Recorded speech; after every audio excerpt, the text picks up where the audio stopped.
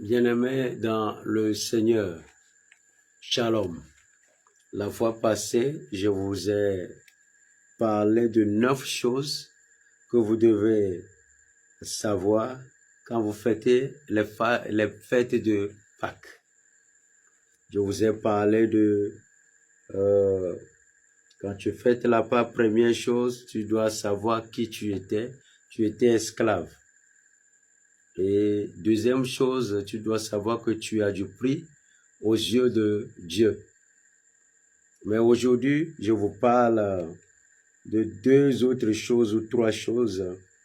La troisième chose que tu dois savoir quand tu fêtes la Pâque, c'est que Dieu manifeste sa miséricorde. Il est miséricordieux. Et bizarrement, aujourd'hui, c'est le dimanche de miséricorde chez les catholiques. Tu vois, le Dieu, c'est dimanche de la miséricorde divine. Le Dieu, c'est le Dieu de miséricorde. Beaucoup de personnes ont toujours vu Dieu comme les hommes voient. Non, voyez, je prie Dieu pour qu'il vous donne les yeux de le voir comme Dieu. Dieu n'est pas un homme. Il n'est pas fils d'un homme. Il n'est pas un homme. Dieu est Dieu. Mais vous devez savoir que c'est le Dieu de miséricorde. Il fait de miséricorde d'âge en âge. Le psalmiste dit, sa miséricorde durera toujours. Et sa miséricorde va d'âge en âge. Vous comprenez? C'est le Dieu de miséricorde. C'est pourquoi je ne sais pas quel est le péché que tu portes. Quelle est ta vie de péché? Mais tu dois savoir que Dieu, le Dieu que nous avons, il est le Dieu de miséricorde. Il ne te déteste pas comme pécheur. Hein? Il déteste le péché. Donc viens à lui. Il est la source d'eau, le bonheur. Viens à lui, viens à lui. Viens avec tes péchés. Jésus est exactement venu pour les pécheurs. Quelqu'un m'a posé la question hier quelque part, lorsqu'on était à une prédication. Il dit, quand tu as péché, on te donne l'occasion de conduire une assemblée. Est-ce que tu dois abandonner? Quelle est l'attitude que tu dois avoir? J'ai dit, mais Dieu est venu, Jésus est venu pour qui? Pour les pécheurs. Vous comprenez? Je ne sais pas quelle vie tu as menée avant de m'écouter aujourd'hui. Je ne sais pas qui tu étais avant de m'écouter. Tu peux être un grand voleur, un grand menteur, un roubleur. Tu roules les gens dans la farine, tu leur mens, tu mélanges les choses, que ce soit des choses de l'entreprise, de l'État, ou bien de la famille. Tu t'es accaparé des choses de la famille. Mais ça là, c'était ta version ancienne. Mais quand tu fêtes les fêtes de Pâques, bien la fête de Pâques, tu dois savoir que Dieu veut sortir de toi la vraie version, une nouvelle personne, en te faisant miséricorde. Quand vous lisez Jean 3, 17, il est dit que le Fils de l'homme n'est pas venu pour juger le monde, mais pour que le monde soit sauvé par lui. Vous voyez, le Dieu, c'est le Dieu de miséricorde. Il prend pitié. Il prend pitié. Quand vous voyez Sodome et Gomorrhe, c'est qu'il n'y a pas eu un acte de repentance comme à Ninive. Hein. Je vous assure, quand vous voyez l'intention d'Abraham, je vous assure, Dieu est vrai. Sinon, Dieu allait pardonner à ce peuple. Mais il n'y a pas eu un acte de repentance sincère. Mais peu importe ce que tu as traversé, peu importe qui tu es, peu importe ta mauvaise vie du passé, moi je te demande, je te dis, viens devant le trône de la grâce. Il a dit, venez devant le trône de la grâce avec confiance. Et Dieu, le Dieu de miséricorde, va vous faire miséricorde. Mais ce n'est pas non plus une question de continuer dans le péché, non. Mais venez devant le trône de la grâce et Dieu va vous faire miséricorde. Il va vous laver, il va vous purifier. Il a lavé Ninive. Le péché de Ninive criait jusqu'aux oreilles de Dieu, tout comme le péché de Sodome et de Gomorrhe. Mais quand vous voyez entre les deux, il y a Ninive qui s'est converti véritablement en mettant des sacs, des couches, des cendres, tout ça. Mais quand vous voyez Sodome, Sodome a persévéré dans le mal. Sodome et Gomorrhe ont persévéré dans le mal. Ce qui a amené les frappes divines sur eux.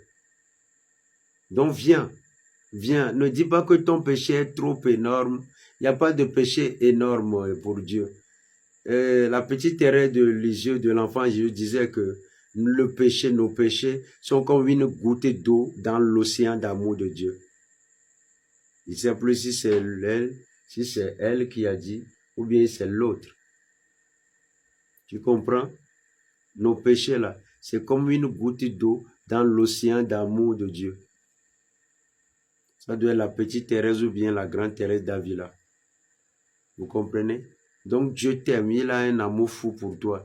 Il te veut, c'est pourquoi peut-être que le fait que le monde n'a pas encore pris fin, c'est l'amour de Dieu en marche dans ta vie. C'est parce qu'il te veut. Alors il patiente encore pour que toi tu te convertisses. Sinon peut-être que le monde allait déjà passer. Quand tu vois un peu tous les signaux sont déjà allumés, tout est pratiquement rouge pour que la fin des temps arrive. Mais Dieu prend patience parce qu'il t'aime. Il veut que tu viennes. Viens à lui. Peu importe ton état d'adultère, même de prostituée, les hommes et les femmes peuvent te donner un nom. Mais Dieu, lui, peut changer ta destinée. Il va te prendre. Il va te laver et te positionner dans sa gloire. Viens à lui. Venez à lui. Il est la source d'eau le bonheur. Venez à lui. Il est la source de la paix du cœur.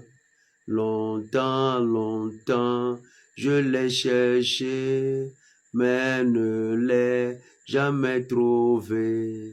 Mon cœur est là, ma vie gâchée, pour chercher le vrai bonheur. Allons à lui, venez à lui. Il est la source de le bonheur, venez à lui. Il est la source de la paix du cœur. Amen. L'autre chose que tu dois savoir également, c'est qu'un grand prix a été payé. Un grand prix a été payé pour mon rachat quand je fête les fêtes de Pâques. Quand tu vois, il y a beaucoup de choses que Dieu a faites. Il a même permis à ce que des prophètes qui sont importants pour lui, ils ont donné leur vie pour que toi et moi, on soit convertis. Quand tu vois le nombre de prophètes qui ont parlé de la venue de Jésus, là, sont nombreux. Des hommes et des femmes ont sacrifié leur vie pour que toi et moi, nous soyons sauvés. Ouais, quand tu vois des gens comme Moïse et autres là, on dirait que Dieu a gâté la vie de ces jeunes hommes-là. Mais c'est pour ton salut et pour mon salut. Vous comprenez? Les gens comme Pierre et Paul, Dieu a accepté leur sacrifice par le sang pour que toi et moi, on soit sauvés. Pour que l'évangile vienne à nous. Tu vois qu'un grand prix a été payé. Jésus même a versé son sang. C'est le sang le plus pur que Jésus a versé. Le sang, c'est la vie. Le sang, c'est la vie. On dit time is money. Mais si tu n'as pas de sang dans ton corps, tu ne peux pas produire de l'argent. Autrement dit, le sang, c'est la vie. D'accord? Le sang, c'est la vie. Vous comprenez? Mais Jésus a versé son sang. Il fut vidé de son sang. Il est bastonné, mélangé de tous côtés. Et dans ces meurtrissures, toi et moi, nous avons la guérison. Donc quand tu fêtes les fêtes de Pâques, tu dois savoir que Dieu t'aime et son amour pour toi est immense. Que Dieu te bénisse. Et sache qu'un grand prix a été payé. Donc tu ne dois plus retourner dans la boue du péché, mais reste avec l'homme de Galilée. Reste avec Jésus-Christ. Que Dieu te bénisse. Shalom à toi.